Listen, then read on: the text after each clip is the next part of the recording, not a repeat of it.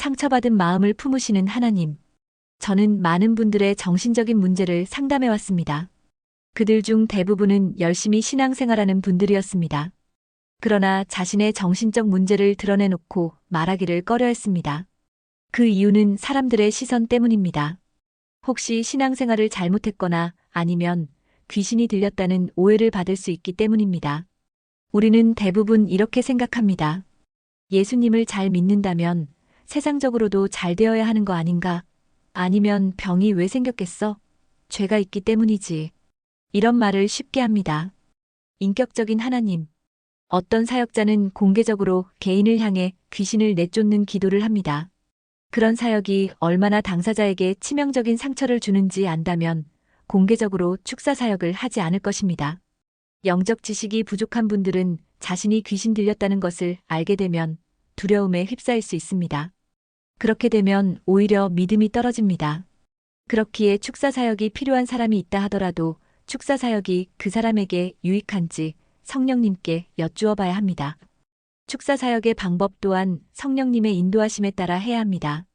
공개 축사 사역 이후 당사자가 수치스러움에 공동체를 떠나거나 위축될 수 있기 때문입니다. 하나님은 매우 인격적인 분이십니다. 하나님은 제가 만난 사람들의 비밀스러운 것들을 알려주시는 분이 아니었습니다. 치유에 꼭 필요한 내용이 아니라면 저도 묻지 않습니다.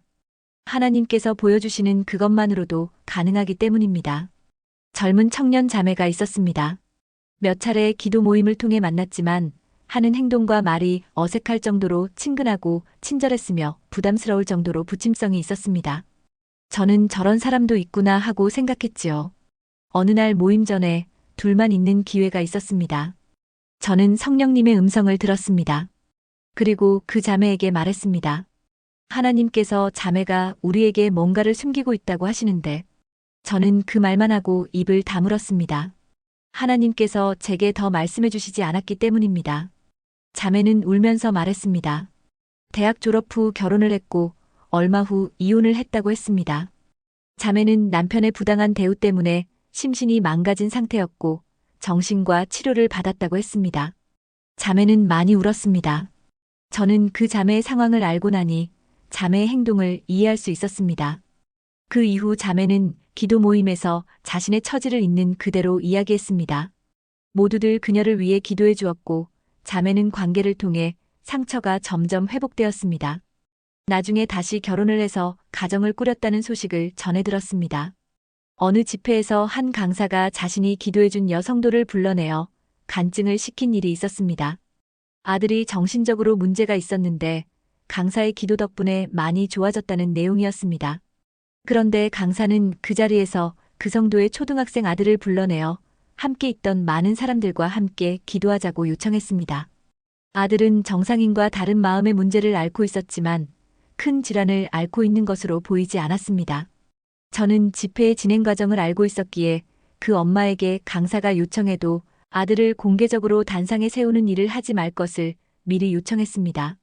그만큼 아들은 위중하지 않았고 어린 아들이 상처를 받을 것을 염려했기 때문입니다. 아이는 자신이 많은 사람들 앞에 서서 정신적인 문제로 기도받았다는 사실을 평생 기억할 것입니다. 그리고 나중엔 자신이 문제가 있다는 사실을 대중 가운데서 확인받았다는 것이 상처가 될 것입니다. 그러나 강사는 자신의 사역을 소개하고 싶은 욕심과 그 자리가 얼마나 영적인 자리인지 알리고 싶어 했기 때문에 강행하려고 했습니다. 결국 엄마는 제 이야기를 듣고 아들을 단상에 올리는 행동을 하지 않았습니다. 우리는 함부로 축사 사역을 해서는 안 됩니다. 상대의 심령을 상하게 하거나 믿음을 떨어뜨립니다. 만약 당사자나 가족의 요청이 있는 경우는 예외입니다. 하나님은 아주 인격적이십니다. 그렇기에 우리도 마음에 병이 있는 분들을 대할 때도 하나님의 마음으로 대해야 합니다.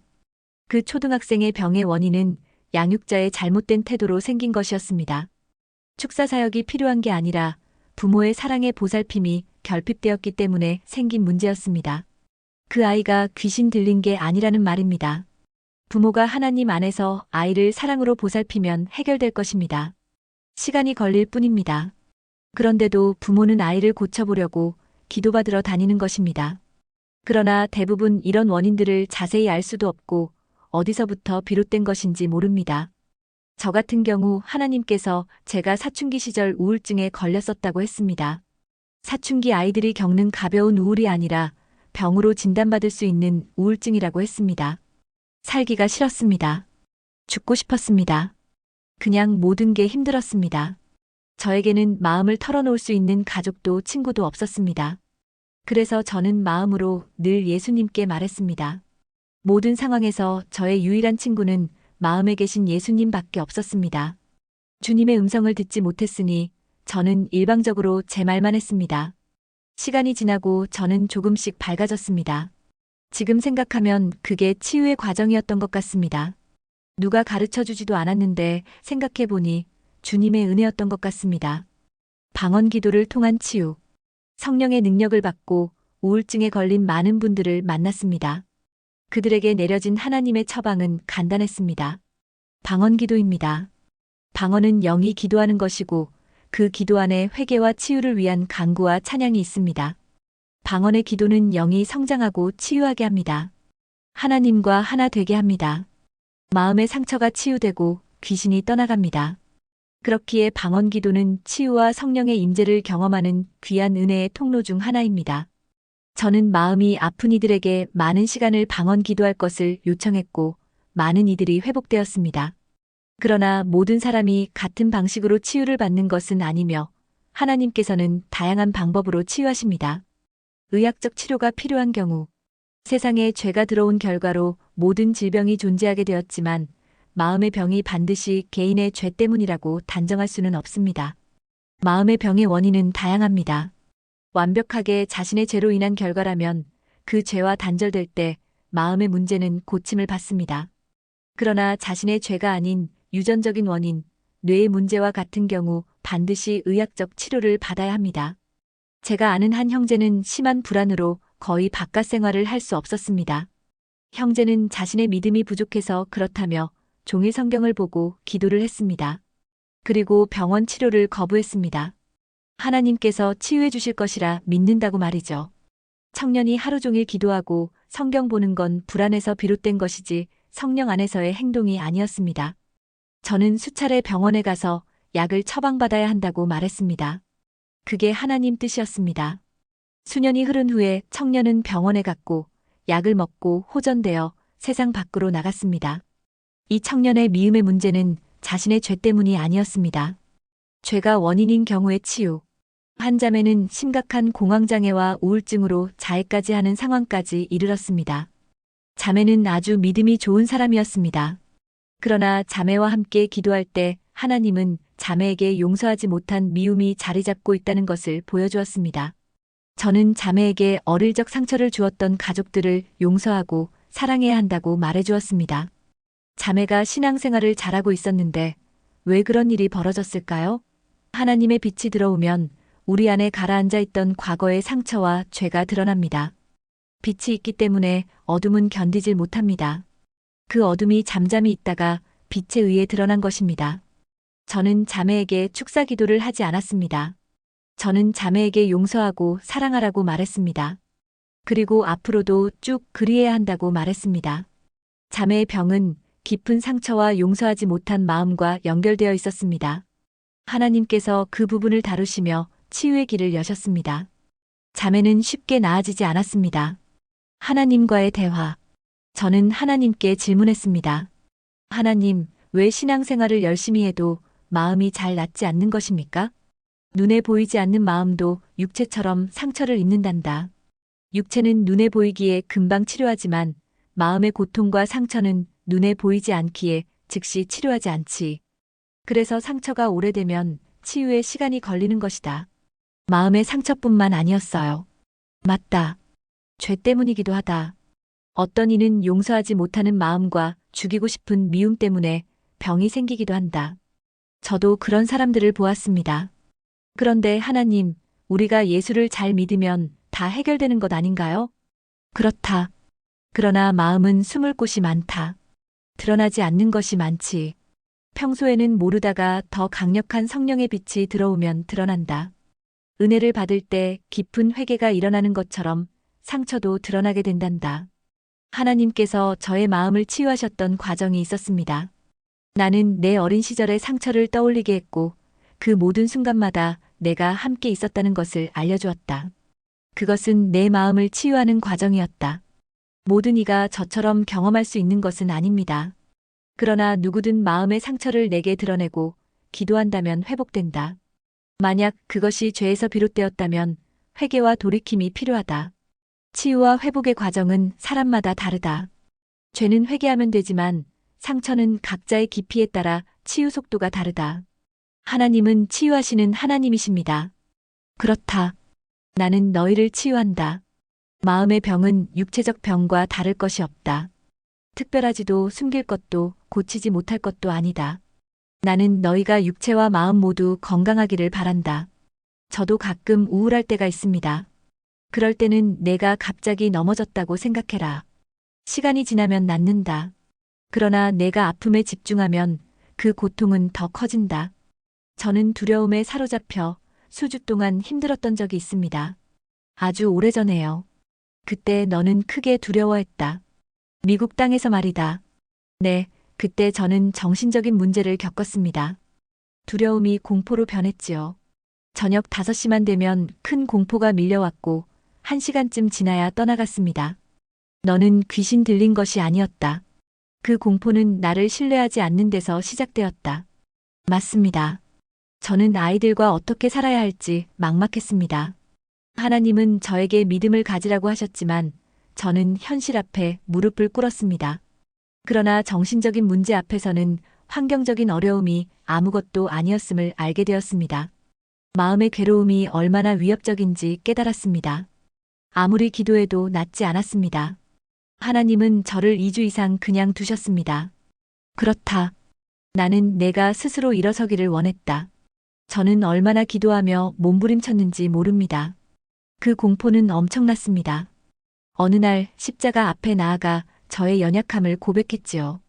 평소와 기도의 내용은 다르지 않았습니다. 그런데 그날은 달랐습니다. 보혈의 능력이 지식으로가 아니라 영혼 깊이 받아들이는 특별한 경험을 했습니다. 완벽하게 십자가에 못 박히신 예수님과 제가 하나 되는 영적인 경험이었습니다. 보혈이 제 영혼 전체를 덮쳤습니다. 그리고 저는 어둠이 제 몸을 빠져나가는 것을 느꼈습니다. 죽고 싶을 만큼 큰 공포가 떠나갔습니다. 그때 얼마나 회개했는지 모릅니다. 그리고 해방감으로 얼마나 기뻐했는지요. 전적인 하나님의 은혜였습니다. 그때 저는 마음의 괴로움이 육체의 질병만큼이나 힘들다는 것을 알았습니다. 맞다. 내가 그것을 허락한 이유는 염려와 걱정이 믿음을 무너뜨리고 삶 전체를 흔들 수 있음을 가르치기 위함이었다. 죄를 그대로 두어서는 안 되고 상처 또한 방치해서는 안 된다. 마음의 병이 꼭 믿음과 연결되는 것은 아니겠지요? 당연하다.